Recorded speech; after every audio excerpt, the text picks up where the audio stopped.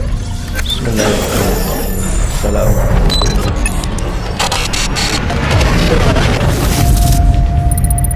Innal hamdalillah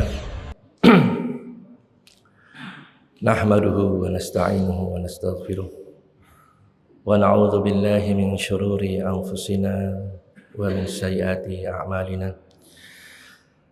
May yahdihillahu fala mudilla lahu wa may yudlil fala hadiya lahu.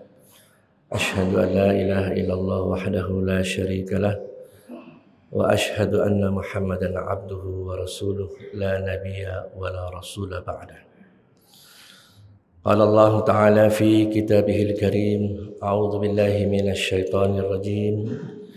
Bismillahirrahmanirrahim. Ya ayyuhalladzina amanu taqullaha haqqa tuqatih wa la tamutunna illa wa antum muslimun. Allahumma arhamna bil Qur'an. Hadirin jamaah salat subuh rahimakumullah. Alhamdulillah, puji dan syukur senantiasa kita haturkan kehadirat Allah Subhanahu wa taala. Allah Subhanahu wa taala masih berkenan memberikan kita berbagai nikmat-Nya.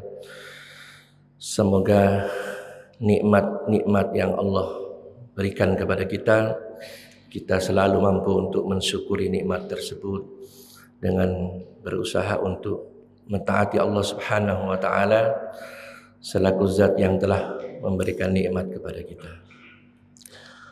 Hadirin jemaah salat subuh rahimakumullah, hari ini hari Jumat, Yaumul Jum'ah, Sayyidul Ayyam, penghulunya para hari. Jangan lupa kita memperbanyak membaca salawat kepada baginda Rasulullah sallallahu alaihi wasallam. Dalam kesempatan ini insyaallah saya akan bawakan kisah dari dua orang imam besar yang menjadi rujukan di seluruh dunia, yaitu Imam Malik dan Imam Syafi'i rahimahullah. Imam Malik dan Imam Syafi'i rahimahullah. Imam Malik, Imam Syafi'i ini merupakan imam mujtahid yang menjadi rujukan di seluruh dunia. Harapan daripada menyampaikan ini, kita bisa mengambil ibrah, mengambil pelajaran melalui kisah-kisah mereka yang sangat layak untuk diteladani, untuk ditiru. Karena mereka merupakan orang-orang terbaik di zamannya. Mereka adalah para bintang di zamannya, menjadi rujukan bukan hanya dalam disiplin ilmu tetapi dalam akhlak, dalam keutamaan akhlak.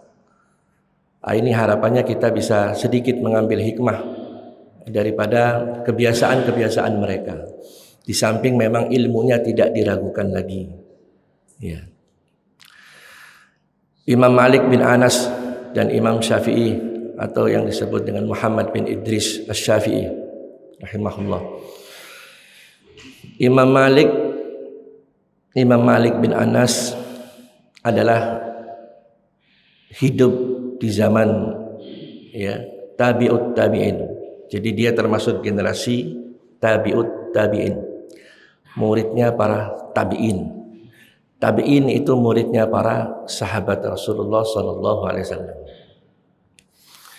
Nah, Imam Malik tinggal di Madinah, menjadi imam besar di Madinah. Dia sejak kecil menuntut ilmu, menimba ilmu dari beberapa ulama, beberapa imam terkenal.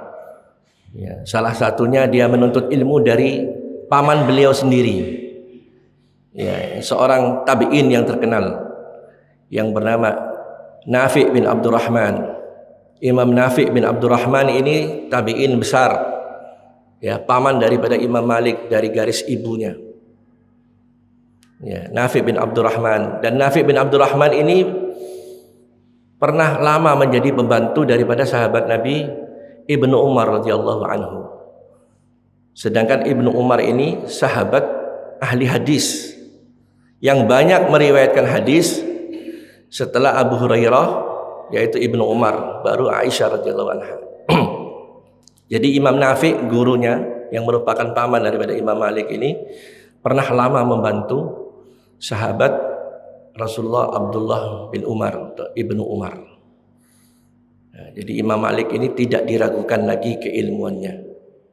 Ya, dia menulis, merangkum, mengumpulkan hadis Rasulullah SAW, ya, dan dibukukan dalam kitabnya yang terkenal, yaitu Al-Muwatta, kitab Al-Muwatta. Alhamdulillah saya memiliki kitab itu, ada 2 juz, ya, tebal-tebal, kitab Al-Muwatta, kitab karangan Imam Malik rahimahullah. Imam Malik bin Anas lahir 93 tahun setelah wafatnya Rasulullah sallallahu alaihi wasallam. Ya, jadi beliau lahir 93 tahun setelah wafatnya Rasulullah sallallahu alaihi wasallam. Singkat cerita, Imam Malik tumbuh menjadi seorang, dari masa kanak-kanak beliau menuntut ilmu, ya. Dan ibunya Imam Malik ini adalah orang yang selalu memberikan spirit kepada anaknya untuk selalu belajar. Dan dikisahkan ibu Imam Malik ini hari-harinya sangat, ya, perhatian dengan anaknya, ya, bajunya disiapkan, ya, didandanin yang rapi, ya. Ini kisah Imam Malik ini, didandani yang sebagus-bagusnya, kemudian disuruh pergi ke majelis ilmu. Nah, ini pelajaran untuk orang tua, ya, agar perhatian kepada anak-anaknya, karena ke depan anak-anak itu akan menjadi warisan yang tidak ternilai harganya, yaitu ilmu. Nah, Imam Malik tumbuh menjadi seorang pemuda yang cerdas, guru-gurunya banyak. Di antara guru yang paling dia dekat, pamannya sendiri, yaitu Imam Nafi bin Abdurrahman. Imam Nafi bin Abdurrahman ini merupakan salah satu dari 10 imam qiraah, ulama ahli qiraah. Salah satunya yaitu Imam Nafi bin Abdurrahman. Singkat cerita, Imam Malik ini mengajar setelah dia besar, tumbuh remaja, mengajar di Masjid Nabawi, ya, di sisi makam Rasulullah Sallallahu Alaihi Wasallam, di Masjid Nabawi, yang di dalamnya ada makam Rasulullah SAW, ya. Dan dia dijuluki Imam Darul Hijrah, ya, Imam Darul Hijrah, yaitu Darul Hijrah itu negeri atau tempat hijrahnya Rasulullah, yaitu Madinah. Maknanya Imam Malik itu imamnya orang-orang Madinah. Nah, Imam Malik dengan segala keluasan ilmunya, muridnya sangat banyak, ya, hadir dari berbagai macam kota, bahkan ada dari luar negeri khusus untuk menimba ilmu dari Imam Malik. Ya, luar biasa ilmunya. Nah, Imam Malik ini punya banyak murid. Di antara murid yang banyak itu, yang paling cakap yaitu Muhammad bin Idris Asy-Syafi'i, yaitu Imam Asy-Syafi'i rahimahullah. Ini murid yang paling cakap, ya, yang paling cakap dan dikagum oleh Imam Malik rahimahullah. Nah, singkat cerita, Imam Malik ini yang majelisnya selalu ramai, diikuti banyak orang. Usia Imam Malik dengan Imam Syafi'i ini jauh, ya, jauh lebih tua Imam Malik. Pada satu hari Imam Malik ini bermimpi. Dalam tidurnya bermimpi bertemu Rasulullah Sallallahu Alaihi Wasallam. Dalam mimpi beliau bertemu Rasulullah Sallallahu Alaihi Wasallam itu, Rasulullah berpesan, ya Malik, balik salami ila Muhammad ibn Idris Asy-Syafi'i. Wahai Malik, sampaikan salamku kepada Muhammad bin Idris Asy-Syafi'i, yaitu muridnya Imam Malik. Jadi Imam Malik ini mimpi bertemu Nabi, Nabi menitip salam untuk disampaikan kepada Imam Asy-Syafi'i. Bayangkan, ini generasi tabi'ut tabi'in ini, ya. Nabi menitip salam kepada Imam Asy-Syafi'i. Ini menandakan Imam Asy-Syafi'i ini orang istimewa. Maka Imam Malik besoknya dia panggil salah satu muridnya. Dia menyuruh muridnya untuk menyampaikan mimpinya Imam Malik karena ini amanah harus disampaikan. Ya, diutuslah salah satu muridnya menemui Imam Asy-Syafi'i, kemudian disampaikan bahwa guru kita Imam Malik ini menitipkan pesan bahwa beliau mendapat amanah, beliau bermimpi bertemu Rasul, dan Rasul menitip salam kepadamu wahai Muhammad bin Idris. Masya Allah, Imam Syafi'i terkaget-kaget. Saking gembiranya Imam Syafi'i, dia masuk ke dalam kamarnya, dia pilih bajunya, jubahnya yang terbaik, ya, kemudian jubah itu diberikan kepada ya si fulan yang disuruh oleh Imam Malik ini untuk menyampaikan pesannya. Baju terbaik dari Imam Syafi'i ini diberikan kepada si pembawa berita, saking gembiranya dia. Nabi menitip salam kepada Imam Malik. Ya, luar biasa. Apa yang terjadi setelah itu? Pulang ini utusan bertemu dengan Imam Malik, ditanya, "Sudah kamu sampaikan?" "Sudah." "Apa yang disampaikan oleh muridku Muhammad bin Idris?" "Beliau merasa terkagum, gembira. Saking senangnya saya diberi hadiah jubahnya." Kata Imam Malik, "Sini sebentar jubah itu. Bolehkah aku pinjam jubah ini? Ini jubah orang istimewa. Ini jubahnya orang istimewa. Ya, Nabi saja menitip salam untuk beliau. Ini orang istimewa. Saya pinjam dulu jubahnya." Seorang guru yang mulia, ya, dia begitu tawaduk, tidak merasa guru, kemudian dia menyepelekan muridnya. Dia pinjam jubahnya, dia pakai jubahnya Imam Syafi'i rahimahullah. Ini akhlaknya Imam Malik. Ya. Kemudian dituturkan di sana, Imam Syafi'i ini memang sangat kuat hafalannya. Ya, hafalannya sangat kuat. Sehingga pada satu hari Imam Malik sengaja untuk tidak menghadiri majelisnya dan meminta kepada muridnya untuk digantikan majelisnya. Ya, majelisnya Imam Syafi'i di Masjid Nabawi digantikan oleh muridnya Muhammad bin Idris atau Imam Syafi'i. Maka Imam Syafi'i karena diminta oleh gurunya, Imam Syafi'i menggantikan majelisnya Imam Malik. Imam Malik tidak hadir. Sengaja Imam Malik. Akhirnya Imam Syafi'i ya memberikan pelajaran ta'lim di majelis itu. Di sela-sela Imam Syafi'i sedang khusyuk memberikan pelajaran itu, Imam Malik datang. Datang Imam Malik, pelan-pelan Imam Malik sembunyi di salah satu tiang Masjid Nabawi. Dia tidak ingin kehadirannya dilihat oleh muridnya Imam Syafi'i, karena nanti akan membuat risih daripada muridnya. Imam Malik mendengarkan ya pelajaran yang diberikan oleh Imam Syafi'i, terkagum-kagum. Ya. Maka Imam Malik setelah mendengar itu, dia mengukir, menulis di tiang masjid itu satu pujian untuk muridnya.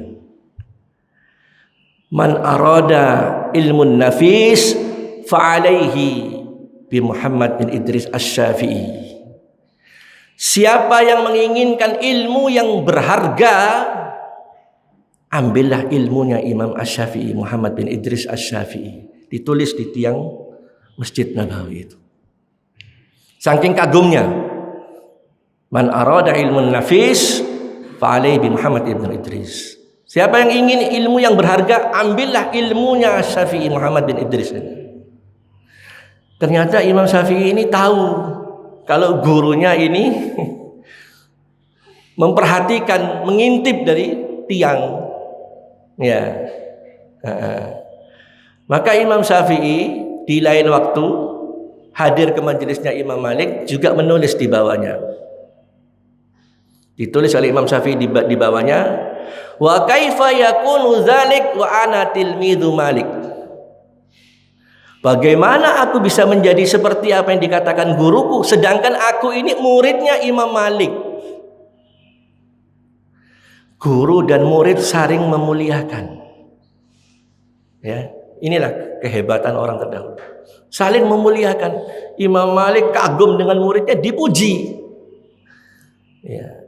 Nah, Imam Syafi'i kagum juga dengan gurunya, merasa kecil di hadapan gurunya. Maka dikatakan, wa kaifa yakunu dzalik wa ana tilmidhu Malik. Bagaimana aku bisa menjadi seperti apa yang dikatakan Imam Malik sedangkan aku ini muridnya Imam Malik. Ini adab orang-orang berilmu yang kita bisa mengambil teladan. Mereka saling memuliakan, bukan saling menjatuhkan. Ya, hari ini mohon maaf kadang-kadang kita prihatin kalau kita lihat kenyataan hari ini, Masya Allah. Kita yang selalu mengikuti perkembangan dakwah Islam ini, Masya Allah, sangat prihatin hari ini. Ya, fitnah, saling hujat.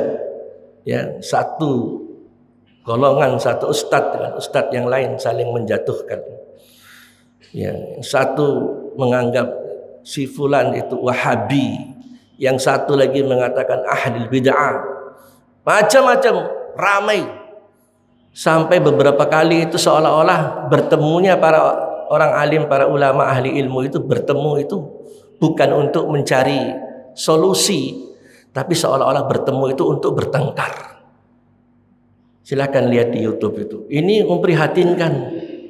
Ya, sangat luar biasa benturan ini. Ini sekarang saat-saat sekarang ini. Ya, padahal mereka orang-orang berilmu ini saling memuliakan satu dengan yang lain. Termasuk Imam Malik dengan muridnya Imam Syafi'i. Ya, luar biasa fitnah, saling hujat, saling fitnah, bahkan sampai tahap melarang, nggak usah belajar kepada Ustadz si fulan. Ya, kalau kamu belajar kamu akan seperti ini.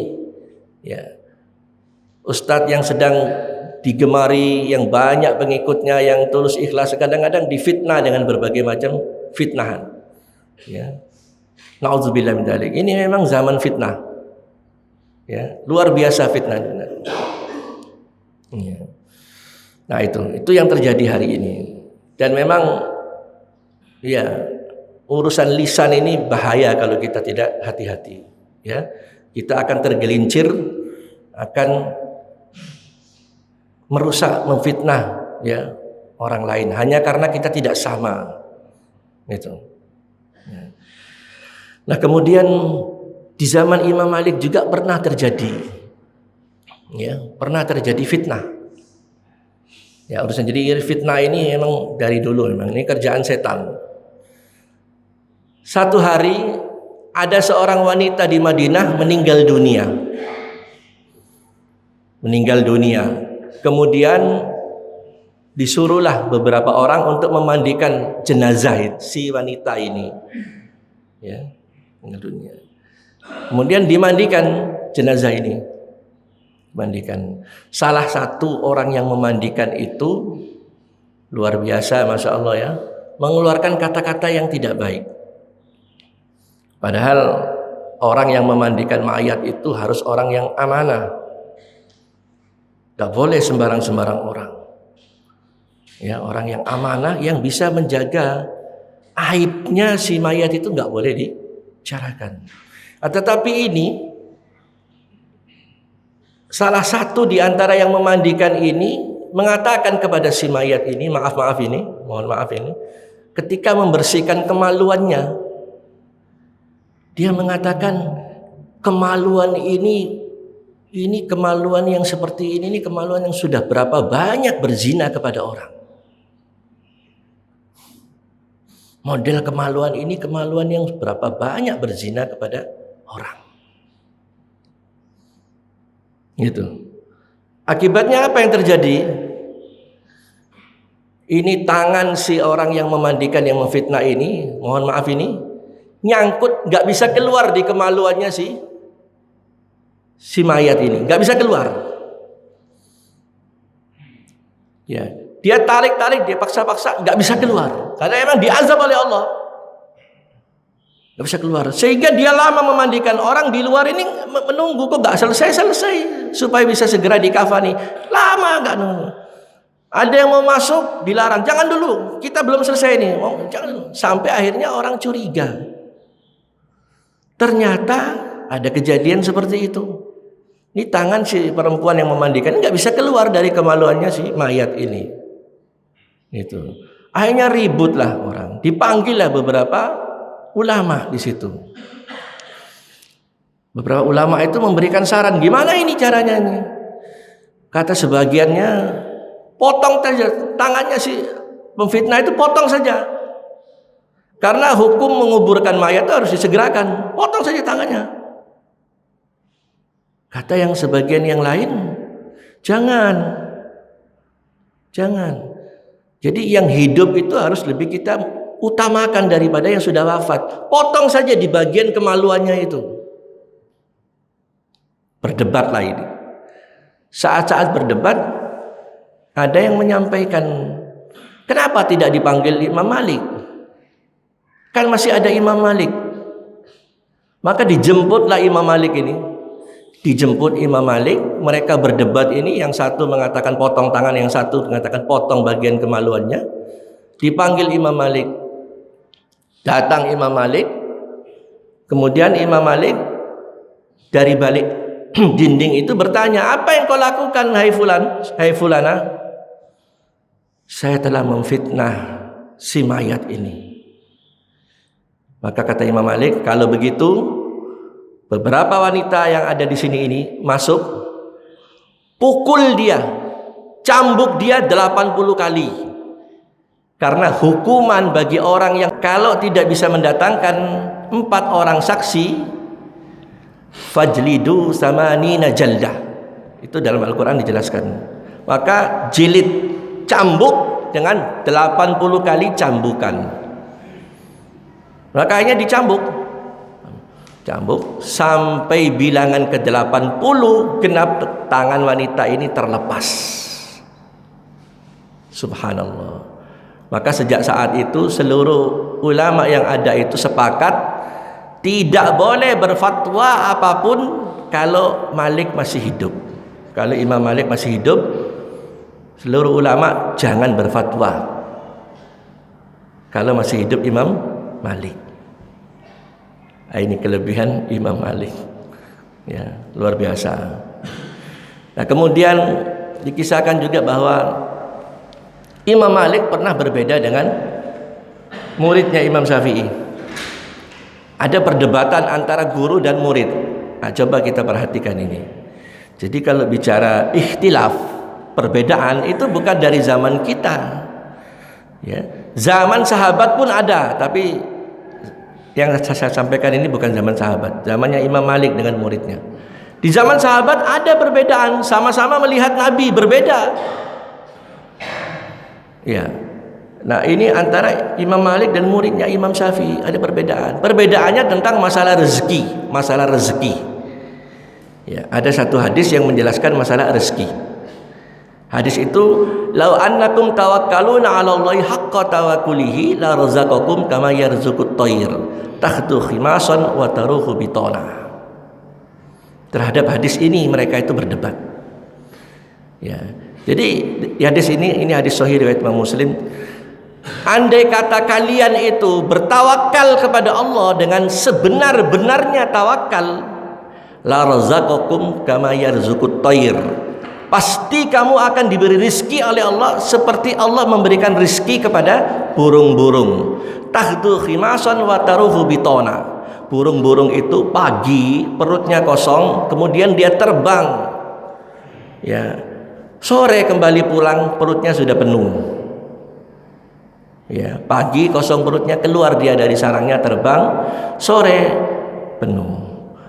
Imam Malik dengan muridnya saya berdebat masalah ini. Ya. Apa inti perdebatannya? Bahwa tawakal itulah kunci yang mendatangkan rezeki. Tawakal. Ya. Lau annakum tawakkaluna 'ala Allahi haqqa tawakkulihi. Nah, Imam Malik berpegang kepada kalimat ini. Jika engkau bertawakal kepada Allah dengan sebenar-benar tawakal, ya, la razaqakum kama yarzuqut thair. Kamu akan diberikan rezeki seperti Allah memberikannya kepada burung-burung. takhdu khimasan wa taruhu bitona. Ya, pagi kosong perutnya, sore pulang penuh. Mereka berdebat, kata Imam Malik, bahwa tawakal itulah yang mendatangkan rezeki. Tidak bisa, kata Imam Syafi'i. Yang mendatangkan rezeki itu bukan hanya tawakalnya saja, tetapi ikhtiar. Jadi judulnya hadis ini berdebat mereka, tawakal dan ikhtiar. Kata Imam Syafi'i, enggak bisa, enggak cukup, enggak bisa tawakal saja. Harus ada ikhtiar. Kalau burung itu dia enggak keluar dari sarangnya, enggak dapat dia makan. Kata Imam Malik, enggak bisa. Ikhtiarnya itu, ya tawakal itu ikhtiarnya. Kata Imam Malik, ikhtiarnya, ya tawakalnya itu ikhtiarnya. Itulah. Debat mereka nggak ada ujungnya. Akhirnya Imam Syafi'i pamit pulang. Imam Syafi'i pamit pulang. Imam Syafi'i pusing ini murid nih. Bagaimana guru saya ini?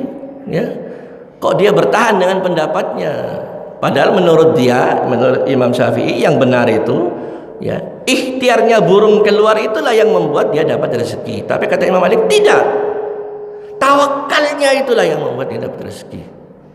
Pulang mau ke rumahnya, subhanallah, belum sampai rumahnya, di jalan dia bertemu dengan orang tua yang baru selesai memanen kurma.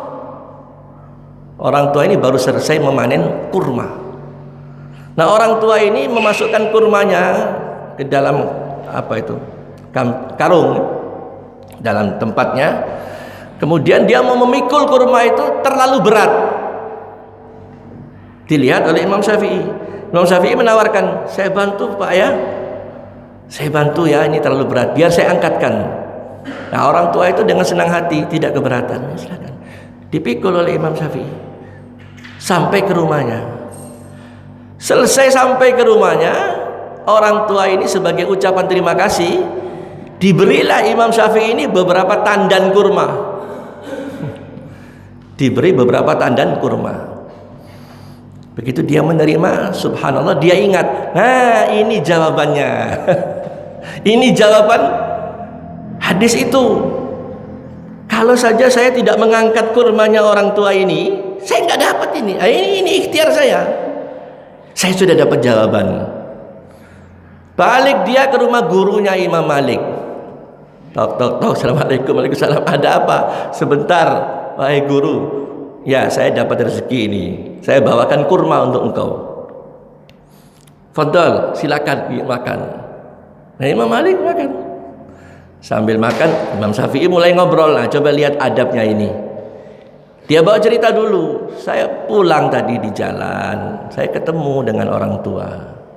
Begini, sampai saya tawarkan untuk mengangkatkan kurmanya. Dan setelah selesai sampai rumahnya, saya diberi ini kurma yang kita makan ini. Ya. Nah, kata Imam Syafi'i, kalau saya tidak mengangkatkan kurmanya orang tua ini, saya nggak dapat kurma itu, dan itulah ikhtiar saya. Karena ikhtiar saya dapat kurma ini. Imam Malik makan aja dengan tersenyum. Dia dengar kata muridnya ini. Kalau saya nggak angkatkan, nggak dapat saya kurma ini, dan itulah ikhtiar saya. Imam Malik terus makan senyum aja dia. Selesai ngomong muridnya, kata Imam Malik, dan saya nggak pakai keluar rumah, nggak pakai ngangkat-ngangkat, dapat kurma yang kau bawakan ini. Saya nggak pakai ngangkat-ngangkat seperti kamu bilang ikhtiar itu, nggak pakai ngangkat, nggak pakai keluar rumah. Saya dapat ini kurma yang kamu bawa ya. Sekarang saya makan ini. Ini karena tawakal ini katanya. Gitu.